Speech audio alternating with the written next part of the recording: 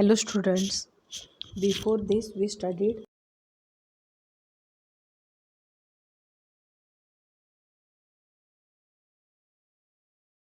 and then polythene. Polythene में दो types के है, एक low density polythene and high density polythene. We studied their preparations and their uses. So next important polymer is Teflon. See, Teflon, chemically Teflon is polytetrafluoroethylene. इसका नाम है polytetrafluoroethylene. The monomer used in preparation of Teflon is tetrafluoroethylene है. देखो monomer कौन सा है? tetrafluoroethylene. CF2 double bond CF2.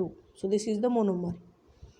The tetrafluoroethylene is polymerized by using free radicals initiator such as hydrogen peroxide, aluminium persulfate at high pressure. Initiator मतलब जैसे वो add करने से हमारा रिएक्शन का रेट जल्दी ही बढ़ेगा. So they will start up the reaction. And हमें लिखना है मोनोमर के साथ, because so many types of monomers we are taking. And last में एन लिखना है because this monomer is continued. आगे भी पीछे भी यही कंटिन्यू चेन है, इसीलिए आपको देखो प्रोडक्ट के बाद में लिखना है एन और रिएक्टेंट के पहले एन लिखना है. So this N carries half marks और sometimes it is 1 mark.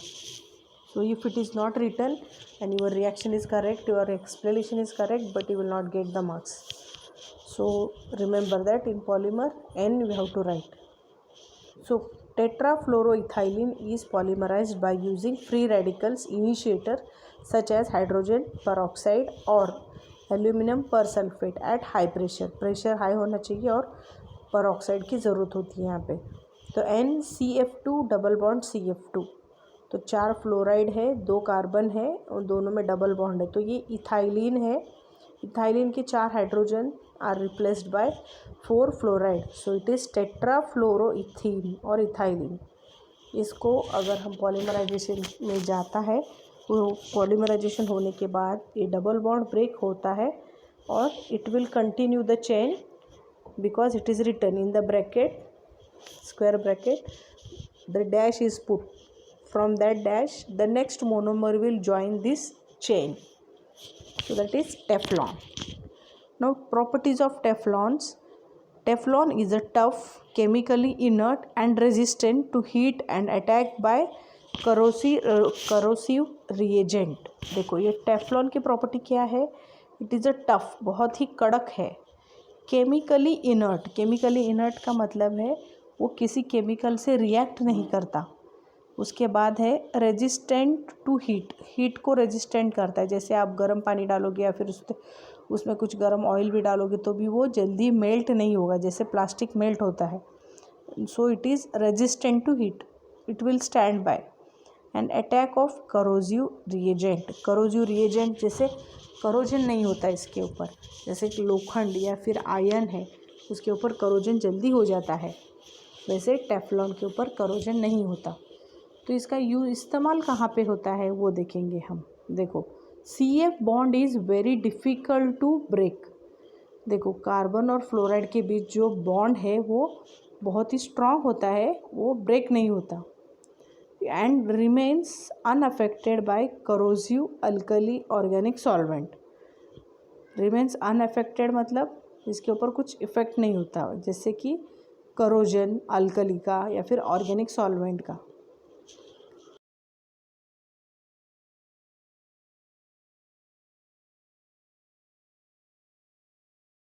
Making non stick cookware, oil seals and gaskets.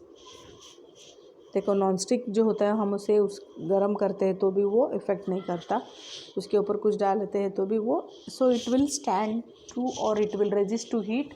It is a tough, heat resistant है और करोजन भी नहीं होता इसके ऊपर.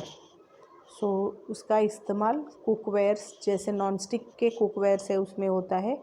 Oil seals and gaskets. Gas के ऊपर किट्स जो रहते हैं वो टेफ्लॉन से बने होते हैं. So you have to remember the reaction that is preparation of polymer and their uses. Property भी आपको याद रखना ही है, तो यूजेस और प्रॉपर्टी साथ में याद करो. Next is polyacrylonitrile. Polyacrylonitrile is prepared by addition polymerization of acrylonitrile by using peroxide initiator. यहाँ पे भी peroxide ही initiator है. So it will start the reaction, it will increase the rate of reaction. Acrylonitrile, देखो CH2 double bond CHCN. So this is acrylonitrile group. It will undergo polymerization in peroxide and it will give CH2 dash CHCN dash CH को एक dash है और एक CN group attach है, तो जो last वाला डैश है उसके बाजू में हम लिखेंगे N, because that is a monomer obtained, that is a monomer which is repeating in the product side. तो ऐसे बहुत सारे हैं, ऐसे इसलिए N लिखा जाता है. So that is polyacrylonitrile. Polyacrylonitrile is a polymer. So the polyacrylonitrile resembles wool and is used as a wool substitute and for making iron or acrylonitrile. तो इसका कहाँ पे होता है यूज़? ये वूल के जैसे लगता है, वूल के जैसे दिखता है, वूल के जैसे लगता है. So it is a substitute of wool. Wool की जगह पे हम एक्रोनाइट्राइल का इस्तेमाल कर सकते हैं फॉर मेकिंग ऑर्लॉन और एक्रोलिन. ओके, तो ये पॉलीएक्रोनाइट्राइल का इम्पोर्टेंस या फिर यूजेस था. So next is polyamide polymers. देखो पॉलीअमाइड पॉलीमर्स है कि इसमें दो टाइप्स है. तो पहले पॉलीअमाइड के बारे में स्टडी करते हैं. Polyamide polymers are generally known as nylons. तो उसे क्या कहते हैं? Nylons. We are familiar with nylons. So nylon is generic name of the synthetic linear polyamide obtained by the condensation polymerization between dicarboxylic acid and diamine. देखो this is a linear polymer. Linear मतलब straight chain है. Linear polyamide मतलब NH2 group है और CO group भी है, so that is amide. Polyamide means वैसे बहुत सारे ग्रुप्स है, बहुत सारे मोनोमर्स है, रिपीटिंग यूनिट. तो पॉलीअमाइड का कंडेंसेशन होके रिएक्शन होती है कि जैसे dicarboxylic acid and diamines. So self condensation will take and amino acids और by ring opening polymerization of lactams. तो रिंग ओपनिंग होके लैक्टम्स भी यहाँ पे इस्तेमाल करते हैं. तो देखते हैं.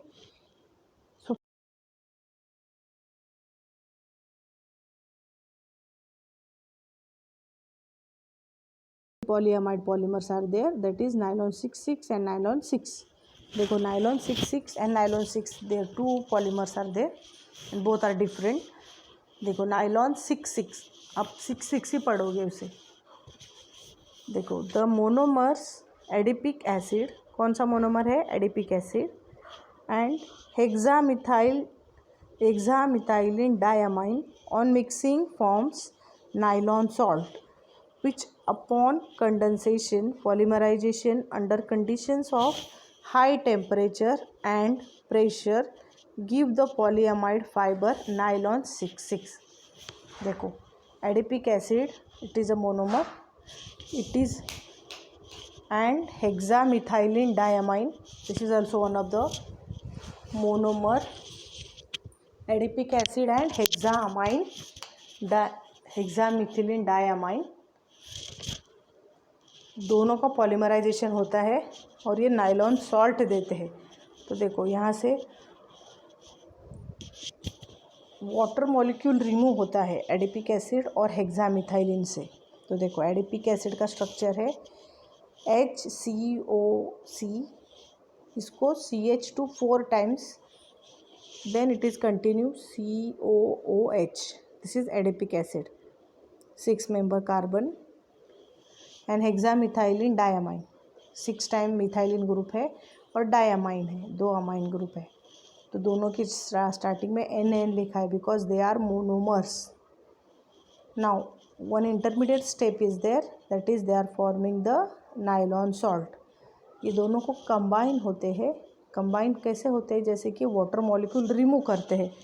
So water molecule is removed and they will form a salt, and at high pressure it will undergo polymerization and they will give dash CO NH2 4 times, CO NH CH2 4 times 6 times, NH dash N.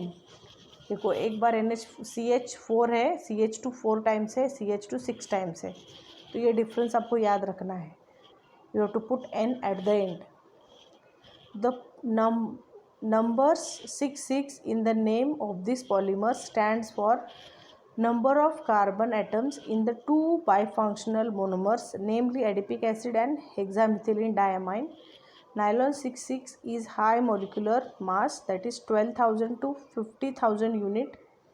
Linear condensation polymer. Linear condensation polymer में ये आता है, इतने बड़े molecules होते हैं इसके. So it soak in water.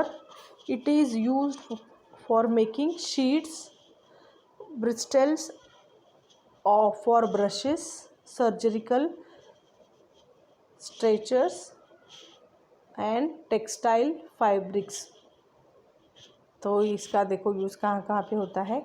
ये वाटर को सोक करता है. It will soak, it does not soak water, मतलब ये पानी को अंदर खींच नहीं लेता. So does not soak. And because of that we can use it for making sheets, bristles for brushes and surgical stretchers, textile fibers. इसमें nylon 6,6 का यूज़ होता है.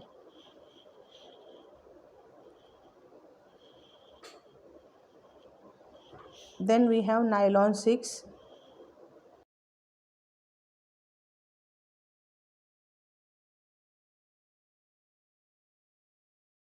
वो सिंबल है देखो ई जैसे, उसे इप्सिलॉन कहते हैं.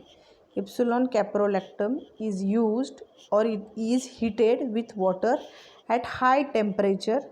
It undergoes ring opening polymerization to give the polyamide polymer called nylon 6.